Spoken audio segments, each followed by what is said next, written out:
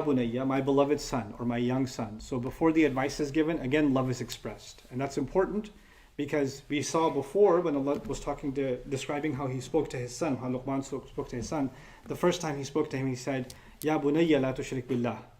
My beloved son, my little son, don't do shirk with Allah. Now he's saying it again, Ya bunayya, my beloved son, my young boy. So the idea being, it's not enough to express love once. And it's not enough to give advice lovingly one time and say, well, first time I spoke to him, it was lovingly, now he gets it, now I need to get tougher. The idea is to kind of reinforce that advice is given, and especially advice pertaining to deen is given, in the most loving, gentle of contexts. The problem is, when you give advice related to Allah in a harsh way, then the harshness gets associated with the deen.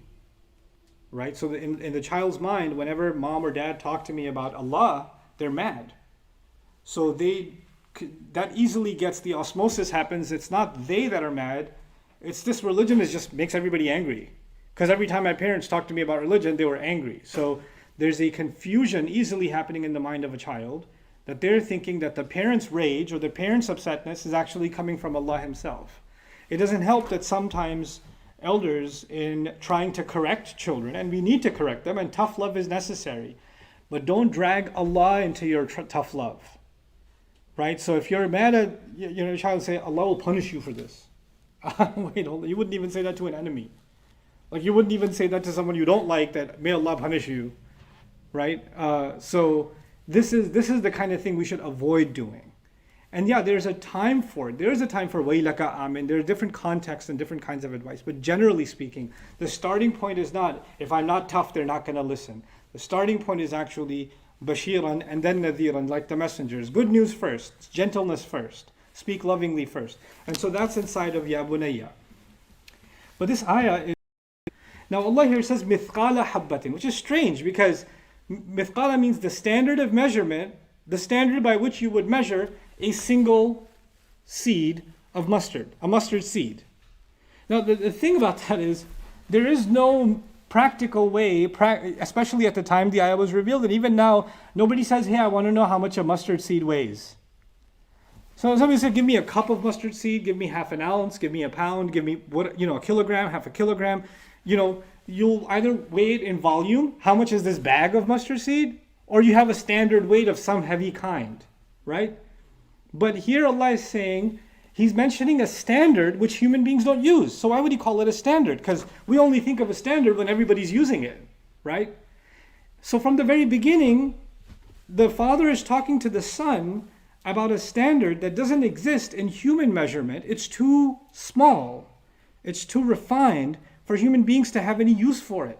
Mithqala habbatin, the standard weight of a single seed. And habba with the ta marbuta at the end is, this is the mufrad form of hab. Hab means seed. But it's ism jins, it could be seed in general, right? But when you say a single seed, a single grain seed, that's called a habba. The ta marbuta does that.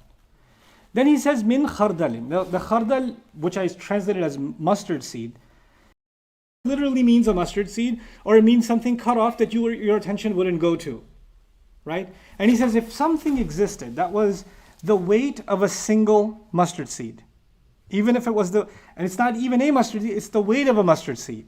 Now think of anything that could be the weight of a mustard seed. And then on top of that, think of something that your attention wouldn't go to anyway, because your attention would be elsewhere.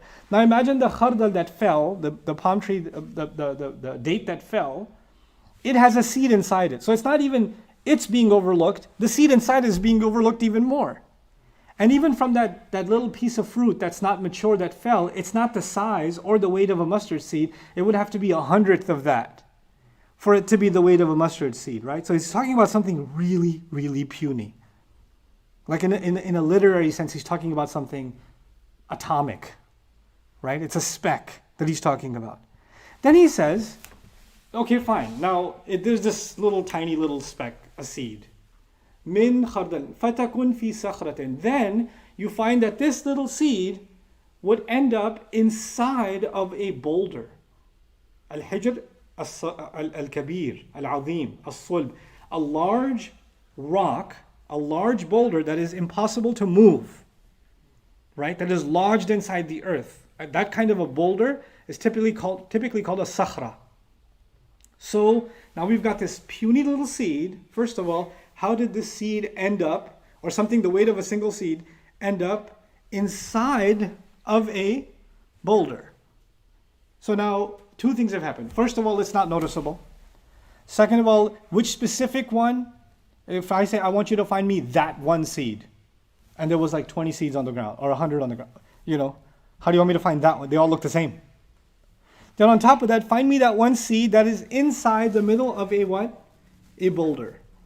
فَتَكُنْ فِي صَخْرَةٍ أَوْ فِي السَّمَاوَاتِ أَوْ فِي الْأَرْضِ. I'll translate the whole thing first, this whole phrase first, then come back to this image. He says, or that seed is somewhere in the skies. فِي السَّمَاوَاتِ أَوْ فِي الْأَرْضِ, or it's in the earth. يَأْتِي بِهَا اللَّهُ, Allah will bring it forward. That little, whatever it is, that's the size of a seed, even if it is inside of a boulder. Now I want you to think of a drop of water that you spill into the ocean. A drop that you drop from your cup, it went into the ocean. And somebody's asking you to recover that drop. Find me that exact drop. Right?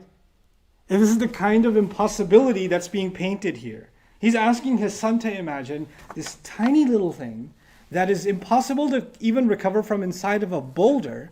But then let's imagine, okay, at least you've zeroed in on the location. It's inside this boulder. Even then it's an impossible mission. But no, it could be anywhere in the universe. It could be anywhere even in beyond the first sky. أَوْ فِي السَّمَاوَاتِ, a seed. Or, let's go even further, أَوْ فِي الْأَرْضِ. Or it could be deep inside the earth. It could be inside. So if you started digging one place in the earth, you could keep digging and digging and digging. Maybe you'll find it in that spot, but it could be 1 inch over and you wouldn't know. Isn't that the case? And it could be anywhere on earth. It could be anywhere under the seas. It could be anywhere in the skies. It could be, what is Allah continuously highlighting? By the way, these are 3 images. The seed could be inside of a rock, it could be in the skies, and it could be in the earth, right? In one case, when he started by something that the eye can't perceive, and the mind wouldn't even go towards. That makes it already impossible.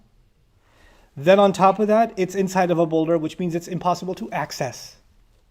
And even if you know where it is, you don't have the strength or the tools or the precision or the means to break the rock open to get to it. You don't have the power to do it. You don't have the ability to do it. And then even if you did have the power to break that, it's somewhere in the skies which you can never even reach. So lack of access, too much distance, the skies, or it's too far deep inside the earth, there's too much darkness down there. There's no light. Impossible on top of impossible on top of impossible. And the point being made is something very, very simple. And what is it? He said, it's not even the seed. I keep using the seed as an example. He said, even if it is the equivalent weight of a seed. But what's it?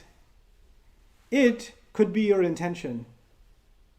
It could be the one little glance you took.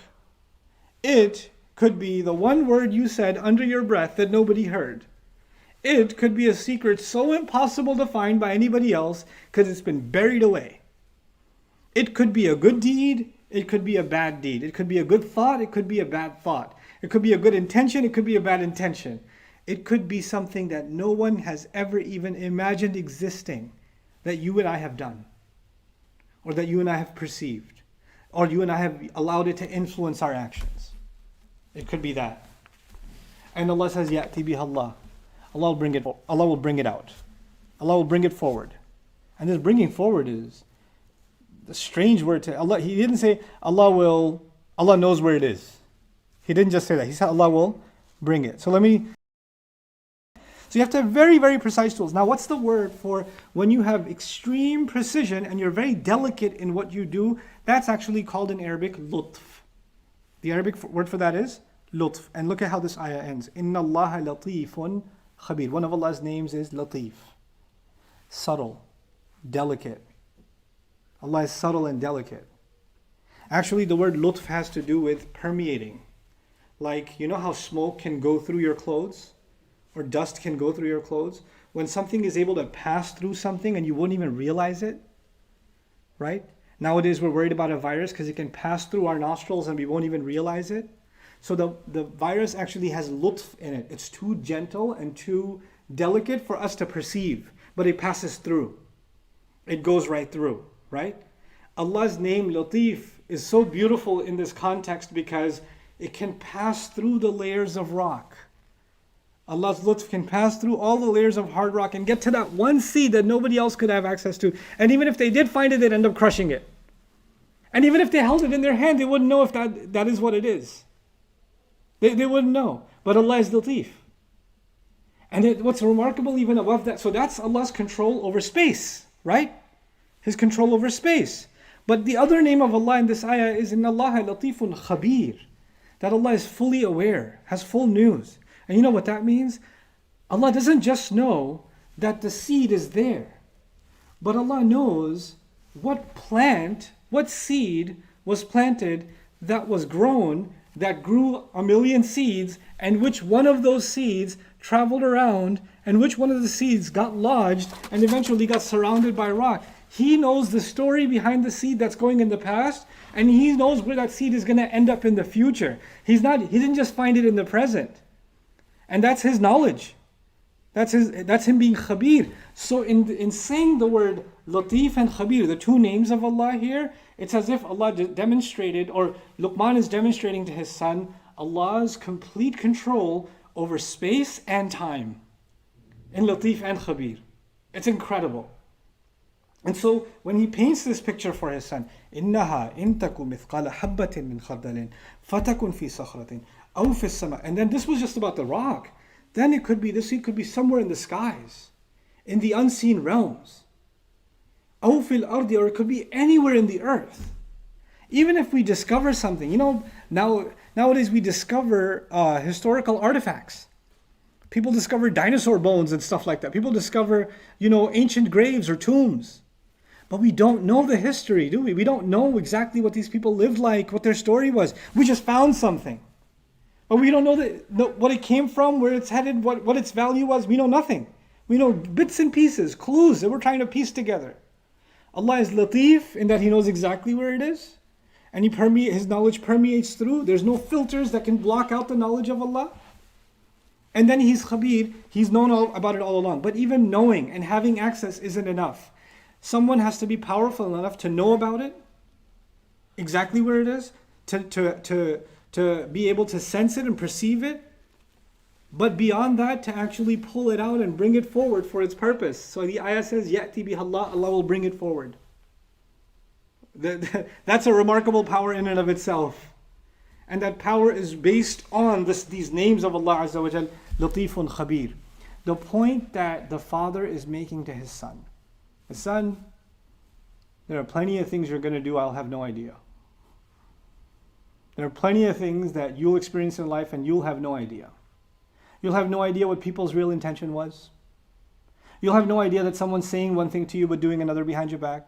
You won't know. I won't know when I'm not around whether you're praying or not.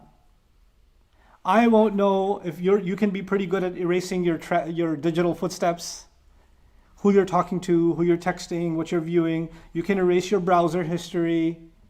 You can wipe out your iCloud drive. You can clean up your call log. You can do all kinds of stuff. You can have secret apps. I won't know. There's no way for me to control where you're going to go, what you're going to do. There's going to be things that are going to be secret from the world and only you'll know about them. I don't know what fake screen name you're going to hide behind. I don't know. But you know what? It could be the biggest secret. It could be that no one will ever find out. It could be hidden and buried away, and you will live and die and no one will ever even imagine that existed. But Allah is going to bring that secret out, because when you think everybody else forgot, you start pretending it never happened. It doesn't exist. I can't be held accountable for it because I never got caught. And He's telling His son, Allah will bring it forward, good or bad. And I highlighted the bad right now, but there's good also. You said things to someone that helped them. You gave somebody hope. You said a kind word to somebody. You said, just know that I'm praying for you. You just put your hand on a friend's shoulder and said, if you ever need me. Just a kind word. You never thought twice about it. You know how the Prophet ﷺ told us that smiling at your believing brother is a kind of sadaqah, is a kind of charity, right? So you see somebody walk by, hey, assalamu alaikum, how are you? Just a genuine smile, that's all. And you went about going to eat your pizza. You didn't think twice about it. And in your mind, the things you have done are the things you're conscious of. The things that count is, did I do Hajj or not? Did I fast or not? The good deeds that you can actually quantify, you did. But there are things that you may have done that Allah knows about that are so tiny that even you won't know how tiny they are. You did them, you did good things, and you don't even know how tiny it is. And by the way, it's really remarkable that Allah gave the example of a what? A seed. And a seed inside of a rock cannot grow, isn't it? See, it's impossible for a seed inside of a rock to grow. But Allah says He can bring it out. And if Allah can bring out a seed, what can He do with that seed? He can turn it into a tree. He can turn that tree into a forest. He can turn that forest into endless fruits. He can turn those fruits into farms. He can do that all from what? One seed. And He's highlighting something so beautiful here. You might start underestimating the value of something good that you do. Because you compare your little seed's worth of a good thing to somebody else's mountain of a good thing. And you say to yourself, man, that person does so much good. I can never do that much good. So my stuff is worth a seed. It doesn't even count. It has no value. Really? It has no value? Where did you get the idea that it has no value? Good or bad? وَمَنْ يَعْمَلْ مِثْقَالَ ذَرَّةٍ. Whoever does the equivalent weight of a single speck of good or bad, يَرَهُ, they'll see it. They'll absolutely see it. But in this ayah, it's something more. يَأْتِ بِهَا اللَّهُ, Allah has power over it. Allah will bring it forward, and bringing it forward may not just mean He'll bring it forward on Judgment Day. It could also mean Allah in the most unsuspecting ways. In ways that you will never know the impact of your good deed, and only Allah can know that He can grow your good deed. Allah is teaching this lesson through a father and a son's conversation in order to have, because when children are growing up, one of the things that they are developing is self-respect, a sense of identity, a sense of what is valuable and what is not valuable, right? And it's immature. When they're growing up, that sense is immature. So what is valuable is a certain brand of sneaker. And if you're wearing that certain brand of sneaker, you're more valuable. And if you're not wearing that, then you're less valuable as a person. If you're wearing certain kinds of clothes, you're more valuable. If you're not wearing those kinds of clothes, you're less valuable. If you look a certain way, if you have a certain kind of haircut, if you have a certain kind of phone, if you have a certain kind of device, if you've watched a certain kind of show, you can be with a group of people that have watched it, you're more valuable. Oh, you don't even know what that is? Psh, get out of here. If you have a PS5, you're more valuable. You're still, what? You have a what? A PS3? Are you a dinosaur? Right? You're less valuable. So value gets associated with what people see all around as valuable. Who's ever placed a value on one single seed of mustard that they've never even seen? That is cut off from all the other seeds because it's inside a boulder somewhere. Nobody places value on that. And the father is teaching his son, listen, people put fake value on things all around you. They put fake value on good and bad all around you. I don't want you to lose sight that all of that will disappear. And the only thing that will matter are the things that maybe nobody can see, but Allah always sees. Allah sees your intentions, Allah sees your good deeds, Allah sees your bad deeds. And He will bring them out, even if nobody else does. The good that you do that nobody else thinks is good is still good. And it may never get appreciated in this life by anybody because it was inside a boulder or it was lost in the sky somewhere. Your good deed, Awf Samawati, is really beautiful because you did a good deed, and good deeds go up into the skies too.